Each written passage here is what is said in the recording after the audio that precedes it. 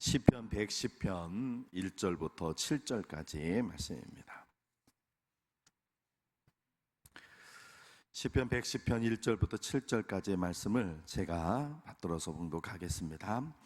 여호와께서 내 주에게 말씀하시기를 내가 내 원수들로 내 발판이 되게 하기까지 너는 내 오른쪽에 앉아 있으라 하셨도다. 여호와께서 시온에서부터 주의 권능의 규를 내보내시리니 주는 원수들 중에서 다스리소서. 주의 권능의 날에 주의 백성이 거룩한 옷을 입고 즐거이 헌신하니 새벽 이슬 같은 주의 청년들이 주께 나오는도다. 여호와는 맹세하고 변하지 아니하시리라. 이르시기를 너는 멜기세덱의 서열을 따라 영원한 제사장이라 하셨도다. 주의 오른쪽에 계신 주께서 그의 노하시는 날에 왕들을 쳐서 깨트리실 것이라. 문 나라를 심판하여 시체로 가득하게 하시고 여러 나라의 머리를 쳐서 깨트리시며 길가의 시냇물을 마심으로 그의 머리를 드시리로다. 아멘. 기도하겠습니다. 하나님, 우리에게 새로운 한 달을 허락하셔서 감사합니다. 그 첫째 날 또 오늘 거룩한 주일 이른 아침 하나님 앞에 달려나와서 이제 하나님의 말씀을 들으려고 합니다. 성령님께서 임하셔서 하나님께서 원하시는 것 하나님 우리 심령 속에 새겨지게 하시고 주의 종을 주님께서 붙잡아 주셔서 주님의 도구로 이 시간 사용되게 하여 주옵소서. 하나님께서 우리에게 하시고자 하시는 말씀이 하나님 종의 입술을 통해서 다 증거되도록 하나님 사용하여 주옵소서. 예수님 귀하신 이름으로 기도합니다. 아멘. 한번 따라해 보실까요? 하나님을 기쁘시게 하는 교회, 말씀으로 할렐루야. 우리 분들과 인사하시겠습니다. 말씀으로 온전해 주십시오. 다음에 한번 또 인사하시겠습니다. 잘 오셨습니다. 오늘 주의 성전에 잘 오셨습니다. 또 말씀 들으실 때 하나님께서 여러분들에게 은혜 부어주시기를 주님의 이름으로 축복합니다. 오늘 본문 시편 110편은 시편에 수록되어 있는 7편의 메시아 예언시 가운데 마지막 시입니다. 다윗이 지은 시입니다. 바로 예수 그리스도 그 메시아에 대한 예언시입니다. 예수님께서 태어나시기 전에 1000년 전에 있었던 다윗이 1000년 후에 태어나실 예수님, 그리고 지금부터 3000년 다윗의 시대 때 이후에 지금의 시대가 3000년 지났을 때입니다. 그때 지금의 시대를 예언하면서 하나님 앞에 주신 감동을 가지고 예언한 시가 오늘 본문의 말씀입니다. 이 시편은 20번 가까이 신약에 인용되고 있습니다. 베드로도 오순절 설교 때 인용하였고 사도 바울도 인용하였고 히브리서 기자도 인용했고 예수님도 인용하실 정도로 아주 유명한 시입니다. 본문에 보면 새벽 이슬 같은 주의 청년들이 나오는도다. 이 성구린에서 저도 우리에게 헌신 예배 때 이 본문 가지고 청년들한테 설교를 했습니다만 사실 정확하게는 이 본문은 시편 110편은 청년들을 위해 쓰여진 시는 아닙니다. 말씀드린 대로 예언시입니다. 메시아 예언시입니다. 본문에 나오는 새벽 이슬 같은 주의 청년은 거룩한 성도들을 상징하는 단어입니다. 이 시는 특히나 메시아 예언시 중에서 메시아가 세상을 심판하실 것이라고는 세상 심판에 대한 예언이 아주 가장 정확하게 기록되어 있는 시입니다. 올해 우리는 다른 해보다 아주 더 무덥고 더운 여름을 보냈습니다. 과학자들과 사회학자들은 이걸 환경오염이니 지구 생태계 파괴로 인한 후유증이니 이렇게 얘기하고 있습니다. 그런데 우리는 이런 시대의 상황을 신앙적으로 말씀으로 해석해야 합니다. 지금의 이 기상이변은 2000년 전에 이미 예수님께서 말씀하셨습니다. 주님께서 다시 오실 때 이런 일들이 일어날 것이라고 이미 예언하셨습니다. 처처의 기근과 지진, 많은 난리들이 있을 것이다. 이 기상이변도 그 난리 가운데 하나인 것입니다. 주님께서 다시 오실 때 일어나겠다는 그 많은 난리들 앞으로 더 많이 일어날 것입니다. 우리가 뭐 굳이 예언을 하지 않아도 짐작할 수 있는 건 앞으로 이제껏 살아온 시대보다 앞으로 살아갈 시대가 더 많은 난리가 일어날 것입니다. 환경은 더 파괴가 될 것이고 사람들 마음속에 사랑은 더 식어지고 세상이 흉폭한 사건들은 더 많이 일어날 것입니다. 계속해서 일어날 것입니다. 왜냐하면 세상의 종말을 향해서 지금 가고 있기 때문에 그렇습니다. 따라서 우리는 이 시대의 모습을 보면서 주님의 재림을 다시 한번 되새겨 봐야 합니다. 오늘 본문도 오늘부터 시작되는 9월 한 달 동안 우리가 마음속에 간직해야 하는 성경의 가르침입니다. 오늘의 본문이 우리에게 가르치는 것은 먼저 권능의 날이 다가오고 있다는 것입니다. 하나님은 세상을 심판하시기 전에 예수님을 심판의 주로 선택을 하셨고, 그리고는 잠시 심판의 날까지 기다리게 하셨습니다. 오늘 본문 1절을 같이 한번 읽어볼까요? 같이 읽습니다. 시작. 여호와께서 내 주에게 말씀하시기를 내가 내 원수들로 내 발판이 되게 하기까지 너는 내 오른쪽에 앉아있으라 하셨도다. 아멘. 다윗이 예언한 건데요, 여호와께서 내 주에게, 내 주는 바로 메시아 예수 그리스도를 얘기해요. 그러니까 하나님께서 예수님께 뭐라고 하셨냐면, 내가 하나님께서 너의 원수 사탄 마귀 하나님을 대적하는 모든 악한 자들, 그들을 너의 발판이 되게 하기까지, 너가 다 짓밟아 무찌를 때까지 그렇게 만들게 하는 그 시간까지 너는 내 오른쪽에 앉아 있어라. 하나님이 이렇게 말씀하셨다는 거예요. 그래서 지금 예수님은 하나님의 오른편에 앉아 계시는 줄로 믿습니다. 그리고는 기다리고 계시는 거예요. 무엇을 기다립니까? 하나님께서 이제 가서 세상을 심판하라 하시면 그때 이제 예수님은 구세주가 아니라 심판의 주로 이 땅에 다시 오시게 될 것입니다. 그것이 바로 주님의 재림이요 심판의 날인 것입니다. 우리 3절 말씀 같이 한번 읽어보겠습니다. 시작. 주의 권능의 날에 주의 백성이 거룩한 옷을 입고 즐거이 헌신하니 새벽 이슬 같은 주의 청년들이 주께 나오는도다. 아멘. 그렇게 구세해 주셨던 주님이 심판의 주로 다시 이 땅에 오시는 날을 오늘 시편 110편에서는 뭐라고 하냐면 권능의 날이라 이렇게 말씀하고 계십니다. 그날은 오직 하나님만, 하나님 아버지만 아신다고 하셨습니다. 주님도 그날은 나도 모른다 하셨어요. 오직 하나님만 아시는 거예요. 그런데 많은 이단자들이 자기가 그날을 안다고, 나는 하나님께 직통계시를 나는 그날을 안다고 그래. 그렇게 말하는 사람들은 다 이단인 거예요. 예수님께서 나도 모른다, 아들도 모른다 그러셨어요. 오직 하나님 아버지만 아신다 하신 거예요. 이 날의 특징은요, 갑자기 임한다는 것입니다. 올해 추석이 언제인지 아십니까? 이번 달에 며칠이에요? 이번 달 17일입니다. 9월 17일이 추석입니다. 앞으로 보름 정도 지나면 추석입니다. 올해 성탄절은 언제인지 아세요? 12월 25일. 지금부터 한 110여일 남았습니다. 그 정도 지나면 성탄절이 됩니다. 대부분의 날은 이렇게 예상이 돼요. 어느 정도 남았는지, 며칠 정도 지나면 그 날이 올 것인지 예상이 되고 추측이 되는데, 이 권능의 날은 그렇지 않습니다.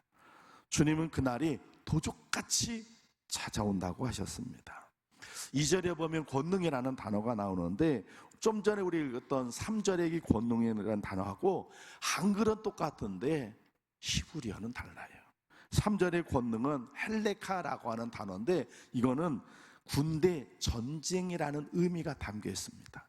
그러니까 권능의 날이 전쟁이 일어난 날 같다는 거예요. 이 날은 마치 전쟁이 일어난 것처럼 혼란스럽고 충격을 준다는 것이에요.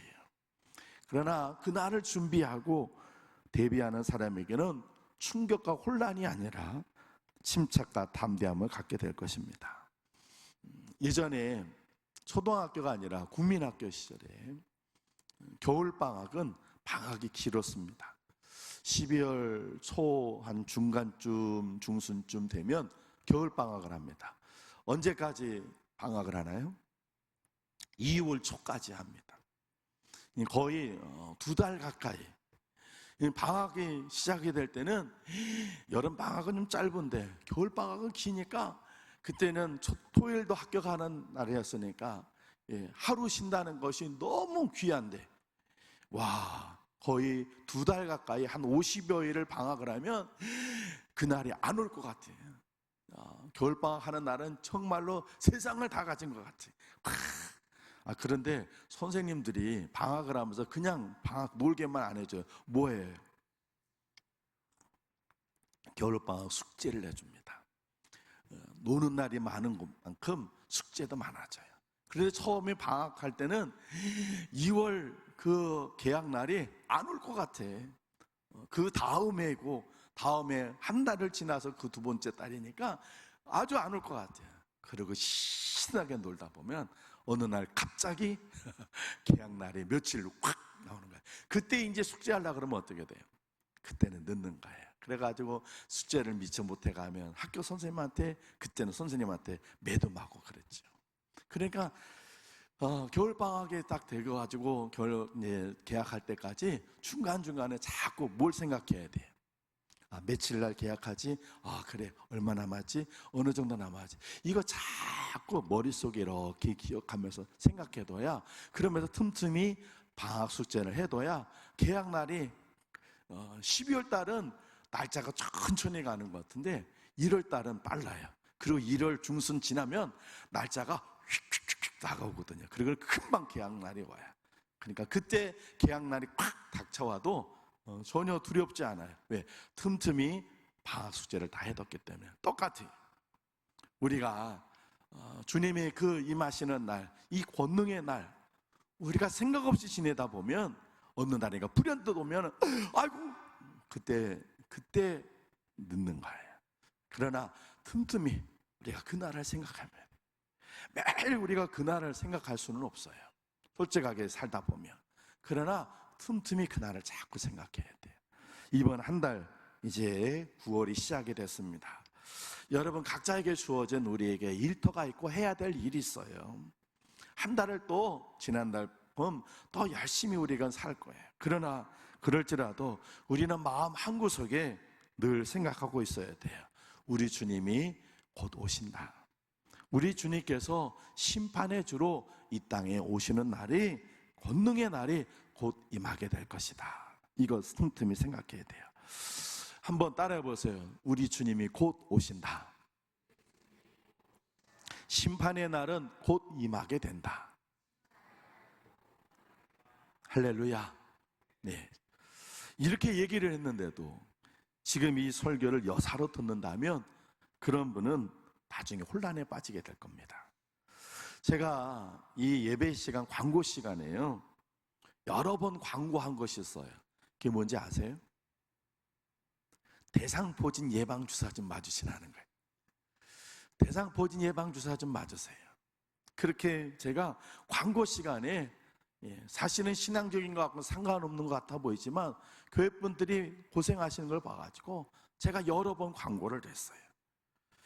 돈이 10여만 원이 들어서 처음에는 부담이 되지만 나중에 대상포진 걸려서 고생하고 또 입원해서 치료하고 그러면 그보다 더 많은 돈과 고생을 하니까 처음엔 좀 부담이 되더라도 맞으시라고 여러 번 광고를 드렸어요. 그런데도 이 목사의 말을 여사로 들으시고는 대상포진에 걸려서 입원하고 고생하신 분들이 한두 분이 아니세요. 입원하셨다고 얘기 들으면 제가 신방을 가잖아요. 가보면 왜 괜찮으셔서 어떻게, 그거 제가 물어보잖아요. 그러면 대상포진이라는 거예요. 그래서 제가 물어봐요. 예방주사 안 맞으셨어요? 안 맞으셨대요. 왜 안 맞으셨어요? 제가 그렇게 몇 번 광고를 했잖아요. 그러면 이렇게 얘기하세요. 많은 분들이 두 마디를 하세요. 첫 번째는 제가 걸릴 줄 몰랐죠. 자기는 대상포진 걸릴 줄 몰랐다는 거예요. 또 하나는 그냥 지나가는 말로 들었어요. 여사로 들었다는 거예요. 그냥 나하고는 상관없는 얘기라고 들었다는 거예요. 여러분, 귀담아 들으시기를 바랍니다. 권능의 날이 곧 임하게 될 줄로 믿습니다. 그날은 우리 모두에게 닥치는 날입니다. 몇 사람에게 닥치는 날이 아니고 까마득한 앞으로 먼 미래 이야기가 아니에요. 이번 9월 한 달 동안에도 충분히 이루어질 수 있는 날입니다. 왜냐하면 세상이 꽉 찼어요. 2000년 전에 주님께서 예언하셨던 그 상황이 지금 우리 상황하고 그대로 이루어지고 있어요. 그러니까 우리는 올 한 해도 이번 한 달도 열심히 우리 일터에서 우리가 하던 일을 열심히 해야 되지만 틈틈이 우리는 기억해야 돼요. 권능의 날이 다가오고 있다. 주님께서 오실 날이 가까이 왔어. 그 날이 언제일지 모르지만 오늘이라도 내일이라도 벌어질지 몰라 하고 마음의 준비를 하고 생각을 하고 있어야 돼요. 그래야 우리가 그 날을 대비하고 준비하게 되는 줄로 믿습니다. 그날을 믿음으로 잘 준비하는 여러분에게를 주의 이름으로 축원을 드립니다. 그 권능의 날, 그 심판의 날, 그 하나님께서 세상을 다스리신 그 날이 오늘 때 그것을 준비하기 위해서 우리가 해야 될 일이 두 가지가 있습니다. 첫 번째는 거룩한 옷을 입는 것입니다. 우리 오늘 본문 3절을 다시 한번 좀 읽어보겠습니다. 3절 다시 한번 읽어볼까요? 시작. 주의 권능의 날에 주의 백성이 거룩한 옷을 입고 즐거이 헌신하니 새벽 이슬 같은 주의 청년들이 주께 나오는도다. 아멘. 주님의 백성이 거룩한 옷을 입고 주님께 나오는도다. 그랬어요. 그날 주님의 권능의 날에는 하나님께서 거룩한 백성들, 거룩한 옷을 입은 하나님의 백성들을 하나님께서 부르시는 거예요. 거룩은 하나님을 표현할 때 대표적으로 쓰는 단어입니다. 대표기도 하시는 분들이 가장 많이 쓰는 단어가 거룩하신 하나님이. 하나님은 거룩하신 분입니다. 시내산에서 모세가 하나님께 가까이 나올 때, 떨기나무 불꽃 가운데 나올 때 하나님께서 모세에게 첫 번째로 하신 말씀이 무슨 말씀인가요? 모세야, 내 발에서 신을 벗어라. 네가 선 곳은 거룩한 곳이라. 그 시내산이 거룩한 곳이 아니라 하나님이 거룩하시기 때문에 그 하나님 앞에 나온 사람은 하나님의 거룩하심을 알아야 하는 거예요. 하나님은 거룩하신 분이십니다. 할렐루야. 그래서 하나님은 내가 거룩하니 너희도 거룩하라 말씀하셨어요. 이 권능의 날에 하나님은 거룩한 옷을 입은 사람들을 찾으십니다. 그 거룩한 옷을 입은 사람들만이 하나님께로 나아갈 수 있습니다. 그래서 하나님은 그 거룩한 옷을 입은 사람들을 세상의 더러운 것들과 죄악된 사람과 분리하여 따로 모으시는 거예요. 그것을 휴거라고 합니다. 하나님은 우리가 예수 그리스도를 우리의 구세주로, 나의 구세주로 고백하는 순간 그동안 우리가 입고 있었던 더러운 죄악의 옷을 벗겨주시고 거룩한 옷을 입혀주십니다. 우리는 하나님께서 입혀주신 이 거룩한 옷을 계속 입고 있어야 할 줄로 믿습니다. 에베소서 4장에 보면 너희는 유혹의 욕심을 따라 썩어져가는 구습을 따는 옛사람을 벗어버리고 오직 너희의 심령이 새롭게 되어 하나님을 따라 의와 진리의 거룩함으로 지으신 받은 새 사람을 입으라 얘기하셨어요. 이 새 사람을 입으라는 것이 거룩한 옷을 입으라는 말씀입니다.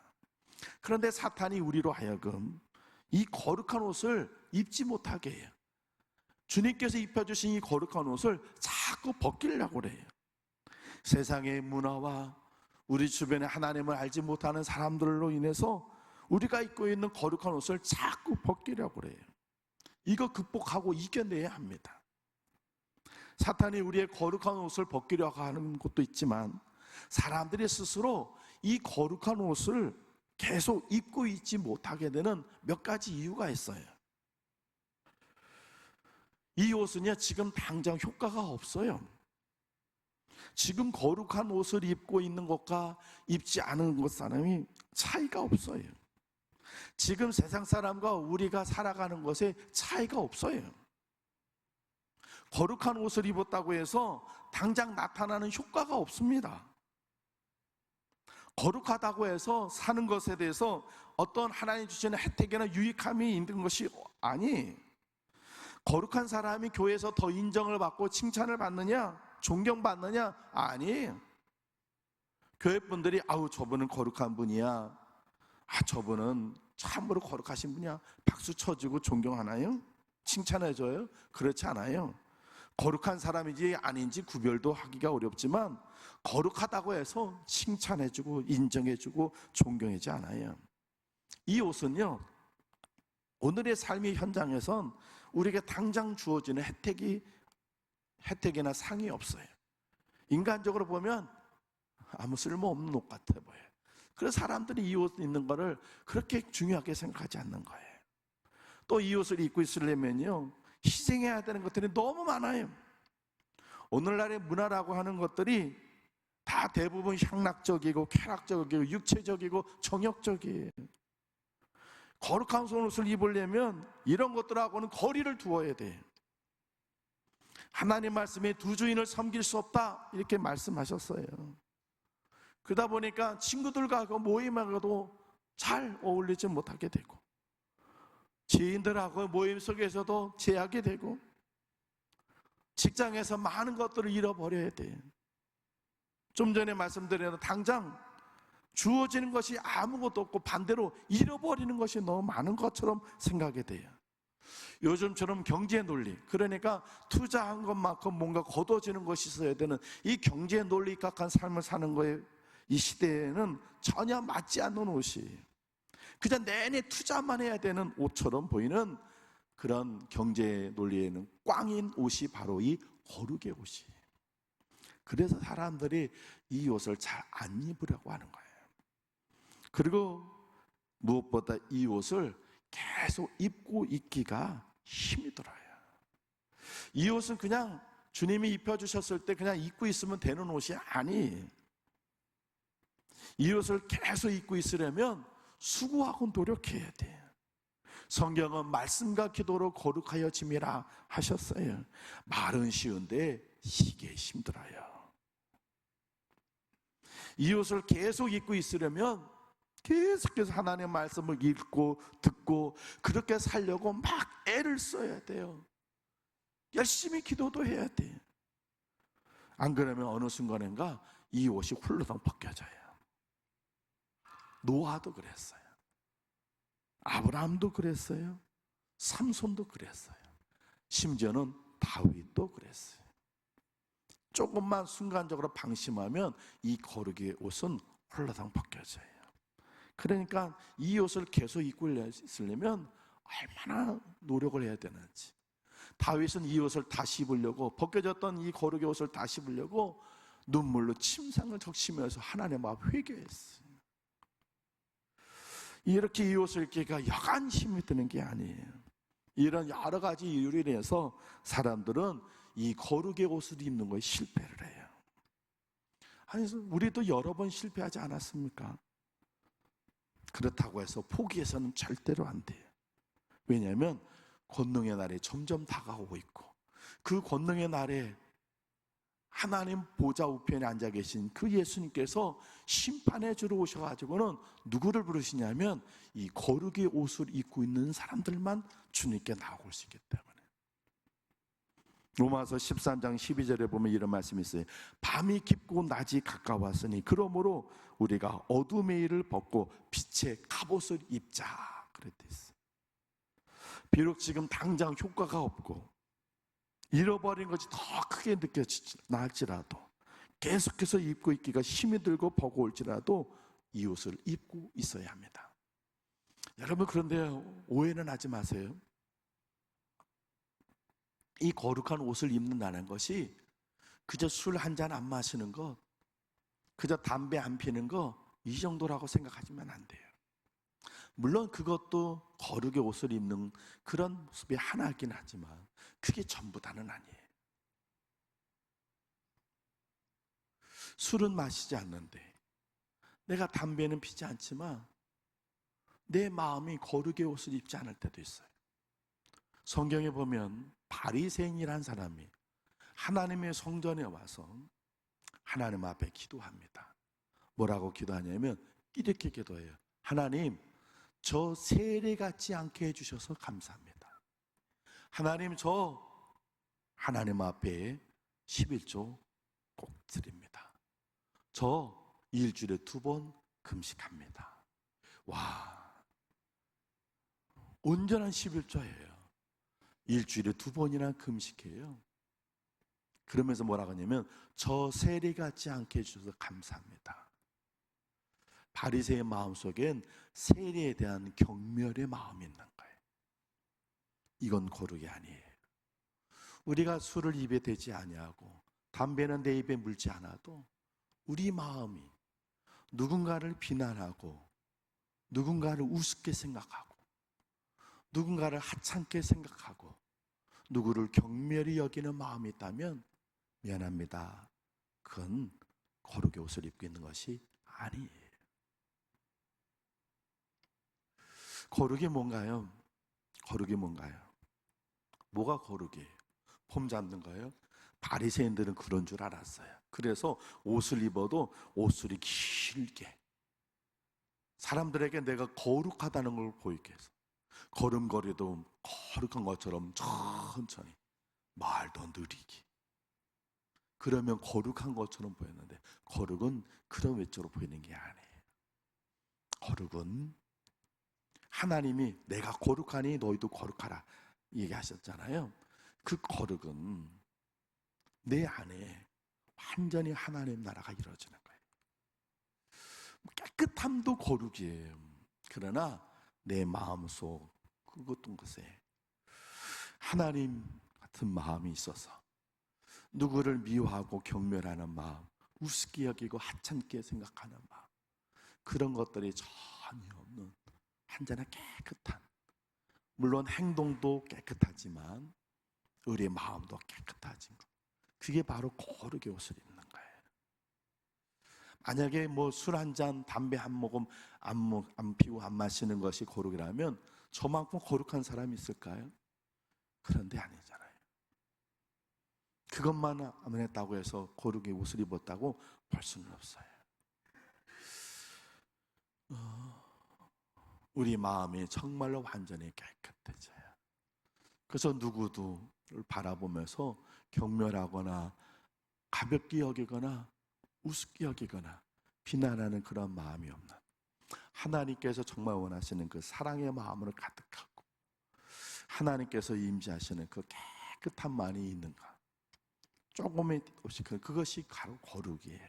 그런 거룩의 옷을 입을 때 그런 사람이 주님께 나오는도다 했습니다. 쉽지는 않습니다. 그러나 포기해서는 안 돼요. 아유, 그걸 어떻게 해? 포기하지 마세요. 왜냐하면 이거는 나중에 우리가 주님 앞에 나갈 수 있느냐 못 나가느냐의 차이예요. 아주 귀중해요. 많은 사람들이 아까 말씀드린 것처럼 이게 눈에 보이지 않고 지금 당장 효과가 없고 이게 잃어버린 건 많고 그만큼 힘들기 때문에 이 거룩의 옷을 입고 사는 사람들이 아주 적어요. 사람들이 그냥 오늘처럼 교회만 나오면 거룩한 줄 아는데 이건 거룩이 아니에요. 이건 하나님 앞에 나와서 예배 활동하고 종교 활동하는 거지 이게 거룩의 모습은 아니에요. 거룩의 일부이지. 거룩한 모습을 갖기 위한 우리가 하나의 우리가 수고와 노력일 뿐이지 이게 거룩은 아니에요.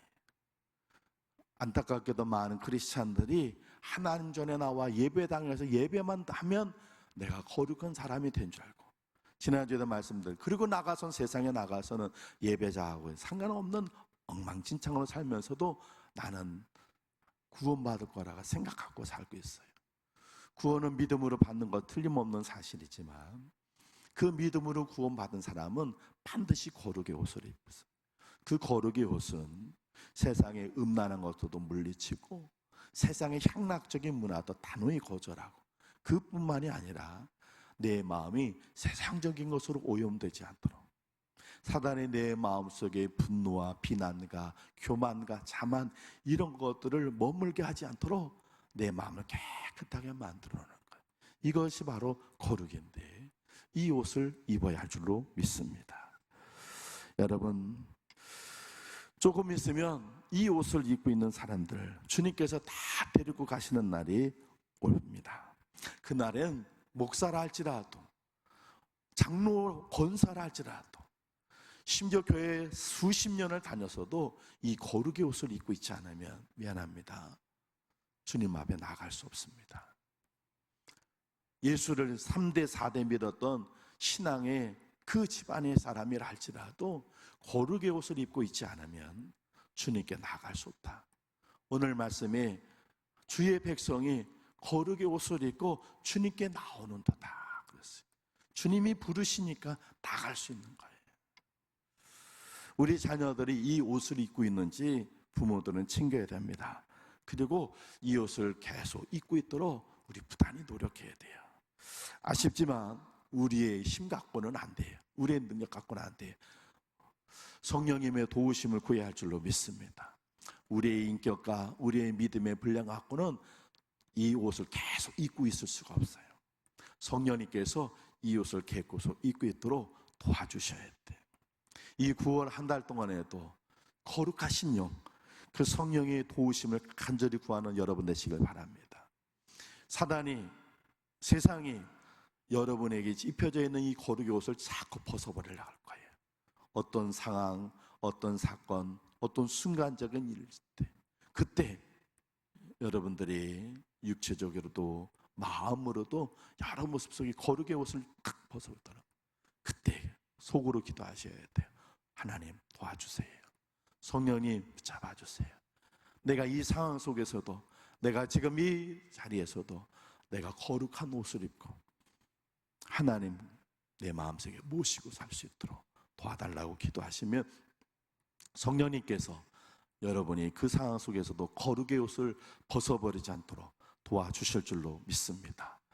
이렇게 권능의 날에 우리는 첫 번째로 이 거룩의 옷을 입을 수 있도록 준비해야 되고요. 두 번째는 우리 3절 다시 한 번만 읽어보겠습니다. 3절입니다. 시작. 주의 권능의 날에 주의 백성이 거룩한 옷을 입고 즐거이 헌신하니 새벽 이슬 같던 주의 청년들이 주께 나오는도다. 아멘. 이 권능의 날을 준비하기 위해서 첫 번째는 거룩한 옷을 입어야 되고요. 두 번째는 즐거이 헌신함이 있어야 돼요. 이 즐거이 헌신하니라고 하는 직접적인 뜻은 장차 구속받은 자들이 구원에 감격해서 풍성하고 온전하게 자발적인 헌신으로 하나님께 영광 돌리는 걸 얘기해요. 다시 말하면 메시아가 오는 날 주님의 백성들이 영광 가운데 참여해서 하나님 앞에 경배하고 찬양하는 것을 강조하는 거예요. 그런데 이것은 오늘날 우리의 믿음 생활로 전 보고 있습니다. 즐겁게 믿음에 헌신하는 여러분 되기를 주의 이름으로 축원을 드립니다. 아쉽게도 점점 갈수록 믿음 생활하는 것을 점점 자꾸 뒤로 미뤄져요. 직장 생활이 힘들어지다 보니 직장 생활하는 게 우선이고, 자녀들 낳고 키우는 것이 힘들다 보니 자녀 낳고 키우는 것이 1순위가 돼요. 믿음 생활하는 게 자꾸 두 번째가 되고 세 번째가 돼요. 몸이 여유롭지 않으니까 건강을 지켜내기 위해서 이게 건강에 또 믿음과 앞서게 돼요.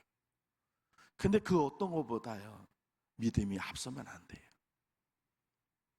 권능의 날에는 주님께 헌신하는, 즐겁게 헌신하는 자들이 주님께 나가는도다 했어요.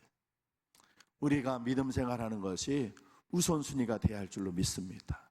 1순위가 돼야 돼요. 직장 생활도 하세요. 그러나 직장 생활보다 더 앞서는 것이 믿음 생활이 돼야 할 줄로 믿습니다. 자녀도 잘 키우세요. 열심히 키우세요. 그러나 자녀를 키우는 것보다 더 앞서는 것이 내 믿음 지키는 것이 돼야 합니다. 이 한 달 동안 여러분 건강을 위해서 좋은 음식도 드시고 나쁜 거는 운동도 좀 하시고 그러세요. 그러나 그것이 믿음보다 앞서서는 안 돼요. 믿음 생활이 제일 우선이 돼야 할 줄로 믿습니다. 그렇게 믿음 생활 우선순위, 즐겁게 헌신하는, 즐겁고 기쁨으로 하나님께 믿음 생활을 최우선으로 하나님을 높여드리고 하나님의 선교 우선으로 즐겁게 헌신하는 자들은 권능의 날에 주님께 나가게 되는 줄로 믿습니다. 그런 여러분에게 주 여러분 축원을 드립니다. 사랑하는 성도 여러분, 세상 사람들은 9월 한 날도요, 성공과 출세라는 목표를 가지고 안락한 삶을 위해서 열심히 살 것이, 뭐니 해도 돈이 최고지, 그러면서 돈 벌기 위해서 열심히 최선을 다할 거예요. 무병장수를 소망하면서 다이어트도 하고, 좋은 거 있으면 골라 먹고, 나쁜 거는 입에 넣어줘도 안 먹고, 그러면서 건강을 위해서 열심히 살 거예요. 그러나 하나님 믿는 우리들은요, 그것이 우선순위가 돼서는 안 돼요. 우리의 인생의 목표는 성공과 출세가 아닙니다. 재벌과 무병장수가 목표가 아니에요. 우리는 하나님이 원하시는 삶이 우리의 삶의 목표가 되어야 할 줄로 믿습니다. 이번 한 주간 또 이 9월 한 달 동안 여러분 목표를 제대로 세우세요. 인생의 목표를 세우세요. 권능의 날이 점점 다가오고 있다. 늘 기억하시면서 그날에 내가 하나님 앞에 나갈 때 부끄럽지 않도록 내 거룩한 옷을 입고 살아야겠다. 이것이 인생의 목표가 되었으면 좋겠어요. 9월 한 달 동안에도 내가 내 믿음을 열심히 즐겁게 헌신하게 해서 예배하고 기도하고 봉사하는 이 모든 생활, 이것이 두 번째, 세 번째가 아니라 이것이 최우선이 되어서 하나님 앞에 즐거이 헌신하는 것. 그래서 나를 통해 하나님께서 영광을 받으시는 이것이 인생의 목표가 돼야 돼. 그렇게 9월 한 달 동안 바른 인생의 목표를 가지고 여러분 이번 한 달을 믿음으로 승리하는 여러분 되시기를 주님의 이름으로 축원을 드립니다. 기도하겠습니다. 하나님 아버지, 새로운 한 달 우리가 허락해 주셔서 감사합니다. 9월의 첫날 하나님 앞에 달려나 예배하며 이 한 달의 인생의 목표를 새로 잡습니다. 하나님 알지 못하는 이들은 성공과 출세, 무병장수, 편안하고 안락한 삶이, 걱정, 근심, 염려 없는 삶이 저들의 인생의 목표이지만 우리 인생의 목표는 하나님 그렇지 않음을 고백드립니다.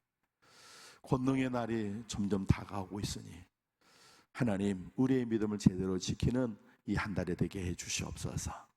그러기에 하나님 거룩의 옷을 벗어버리지 않도록 성령님 도와주시옵소서. 9월 한 달 동안에도 우리 주님이 입혀주신 이 거룩의 옷을 벗어버리지 않도록 주여 도와주셔서 한 달 동안 거룩한 하나님 백성으로 살게 하시고 하나님 즐겁게 헌신하며 믿음 생활의 최우선순위가 돼서 하나님을 기쁘시게 영원롭게 하는 이번 한 달 되도록 주여 도와주옵소서. 예수님 귀하신 이름으로 기도합니다. 아멘.